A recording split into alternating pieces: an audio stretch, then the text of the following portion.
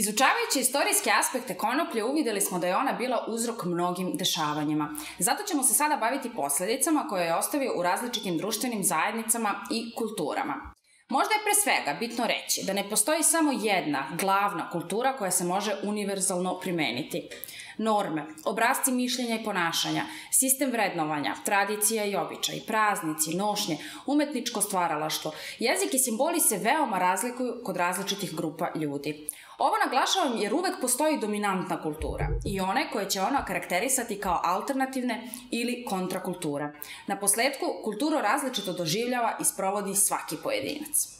Kada govorimo o kanabisu, nemoguće je ne primetiti da je u vreme najagresivnije kampanje o prohibiciji bio vrlo zloupotrebljen za etiketiranje različitih društva kao nemoralnih i degradiranih.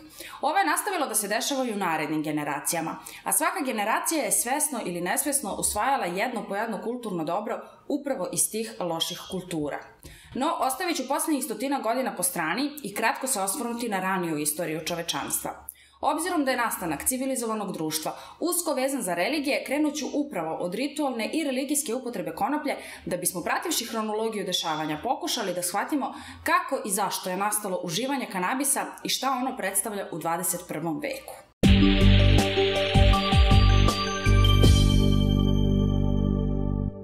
Christian Rach, nemački antropolog, u svom delu Svete biljke naših predaka opisuje kako je u paganizmu kanabis bio povezan sa Frejom, boginjom ljubavi i plodnosti u nordijskoj mitologiji i kako se u njenu čast žetva biljke obavljala uoči festivala koji su slavili erotske svetkovine. Verovalo se da je Freja, kao plodna sila, živala u ženskim cvetovima biljke i da su uzimanjem jednog takvog devojke potpadale pod uticaj ove božanske sile. U Avesti, zbirci svetih knjiga Zaratustриnog učenja, opisuje se bang, takozvano piće prosvetljenja koje je omogućavalo vištaspi da vidi veliku misteriju. Piće se pravilo od kanabisa i vina i bilo je sastavni deo ekstatične prakse sa ciljem da se otvore oči duše, a koristili su ga Zaratustra i svi njegovi sveštenici. U hinduizmu bang se priprema na drugačiji način. Listovi i cvetovi kanabisa se tučkom sjedinjuju u pastu koja se dodaje mešavini mleka, butera, manga i indijskih začina. Ispija se u čast dva hinduistička božanstva, Šive i Krišne, a originalno je opisan u drevnom hindu spisu Atharva Veda. Bang se i danas u Indiji i Nepalu legalno ispija na hindu festivalima Holi, Janmaštami i Šivaratri. Druga poznata primjena kanabisa u hinduizmu javlja se u obliku čarasa, proizvoda od smole biljke. Iako fizički podsjeća na hašiš, naglašava se bitna razlika u procesu proizvodnje. Hašiš se pravi od osušene, a čaras od žive biljke. Posebno ga koriste sadhusi, indijski hindu isposnici, a najčešće se konzumira iz glinenih lula zvanih čilum. Pušenje čarasa predstavlja njihov dar Šivi, a mnogi ga koriste i u procesu sadhane, duhovne vežbe. Prema nekim tumačenjima kanabis se javlja i u judaizmu. Poljska antropološkinja Sara Benetova 1936. godine objavila je rad Konoplja u narodnim običajima i verovanjima u kom prvi put otkriva da je kaneh bos, biljka pominjana u hebrejskoj Bibliji, u stvari kanabis. U Starom zavetu kaneh bos pominje se kao materijal za razmenu, tamjan i u receptu svetog ulja za pomazanje, a iza ove tvrdnje stare su mnogi etimolozi, lingvisti i botaničari. Ako se pitate da li je ovo preneto i na hrišćanstvo, odgovor je potvrdan. Osnovu hrišćanskog učenja čine jednako i Stari i Novi zavet, a sama reč Hristos u prevodu znači pomazanik. I dok je pomazanje kod Jevreja bilo isključivo privilegija sveštenika i vladara nešto kasnije, u hrišćanstvu predstavlja jedno od svetih tajni i obavlja se odmah po krštenju. U pravoslavlju poznatije je kao miropomazanje. U islamu kanabis nema posebnu religijsku primjenu. U Kuranu se za haram, nešto što je nedozvoljeno, smatra svaki oblik svesnog rušenja zdravlja, ali tumačenja su različita. Neko za haram smatra alkohol, neko cigarete, a neki u tu kategoriju svrstavaju i kanabis. Međutim, nije nam nepoznato i nije tajna da se sve od navedenog među islamistima veoma koristi. Zapravo, dva najfinija proizvoda od kanabisa, kif i hašiš, su upravo arapskog porekla. Kif se pravi od najkvalitetnijeg dela biljke, trihoma, sitnih smolastih kristala koji se formiraju po površini cvetova, a od kojih se mogu odvajati različitim fizičkim metodama. Tradicionalno se pakuje u pločice koje nazivamo hašiš. Za pripremu hašiša postoje i razni drugi recepti koji često uključuju i listove i grančice presovane zajedno sa cvetovima. Najčešći oblik konzumacije oba proizvoda je pušenje u formi džointa na lulu ili nargilu, a mogu se uzimati i oralno. Kada govorimo o islamu, dakle, uživanje kanabisa se javlja kao društveni, a ne verski fenomen za koji ćete od mnogih muslimana čuti da ga ni sam Muhamed nije zabranjivao. Kao poseban verski red koji se izdvojio iz islama javlja se sufizam. Sledbenici sufizma jesu sufije ili derviši i njihov način života usmeren je prema ostvarenju Božjeg prisustva kroz ljubav, asketizam i mistično. Za sufizam se vezuje stara persijska legenda koja kaže da se šejk Hajdar, koga mnogi smatraju osnivačem, obično tih i povučen čovek jednog dana iz svog lutanja po planinama vratio u manastir vrlo nadahnut i govorljiv. Kada su ga njegovi učenici zamolili da im kaže kako je tako radostan postao, odgovorio im je da je pojeo malo biljke sa polja konoplje. Sufiji i danas jednako koriste i bang i hašiš u svojim obredima i ritualima. Govor o religijskoj upotrebi završila bih pričom o rastama. Rastafarijanizam nije visoko organizovana religija, a mnogi ga smatraju i samo načinom života, ali ima sve karakteristike koje jednu religiju definišu i zvanično se vodi tako. Oni koji u njemu vide versku pripadnost mogli bi se smatrati direktnim naslednicima hebrejske religije. Ime kojim nazivaju Boga, Dža, potiče od hebrejskog Jah, koje se često koristilo kao skraćeni oblik za Jahva ili Jehova.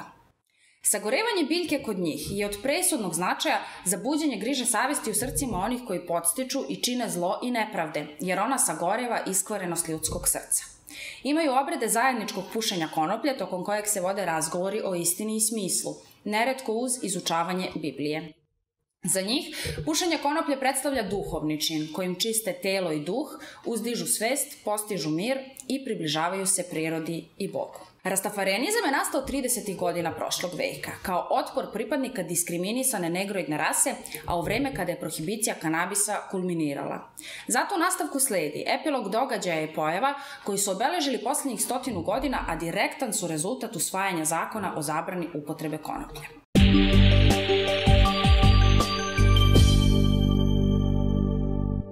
60. godina u Americi osnovan je omladinski pokret koji se bunio na potrošačko društvo sa ciljem stvaranja novog društva zasnovanog na ljubavi i miru. Propovedali su ne samo političku revoluciju, već i unutrašnju revoluciju svakog pojedinca, a zvali su se Pogađate hipici. Iako su ga prvobitno činili književnici i pesnici, vrlo brzo pridružili su im se svi istomišljenici, uglavnom protivnici nametnutih društvenih normi. Kao takvi, hipici su bili poznati i po hedonizmu, a posebno po eksperimentisanju sa drugačijim stanjima svesti, za šta su koristili alkohol i droge. I mada nisu ostvarili konkretne pozitivne rezultate u smislu promene zakona, ni jedna grupa ljudi pre njih nije tako naglo i superiorno razbila okvire ljudskog ponašanja. Sintagma, seks, droga i rock'n'roll, koje je u to vreme bile oličenja blasfemije i ljudske propasti, do danas je zadržala status simbola slobode.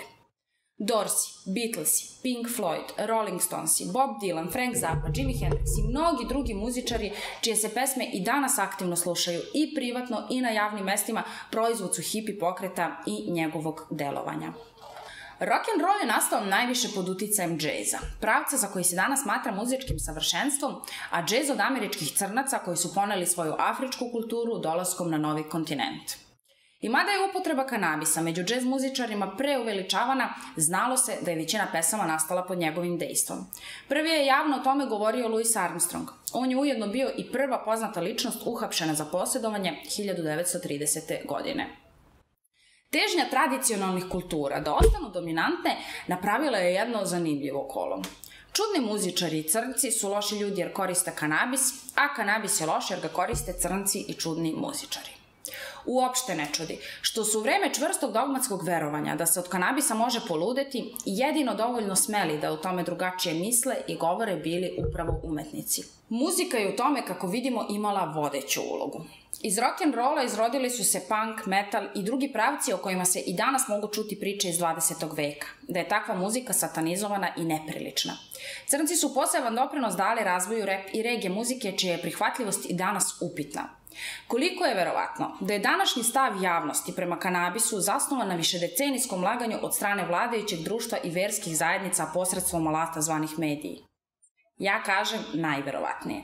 Prohibicija nije samo pobudila mladalačku radoznalost po principu zabranjeno voće je najslađe, već je iskopala i ono najgore kod nekih. Ideju da baveći se kriminalom u stvari rade nešto dobro i korisno za zajednicu.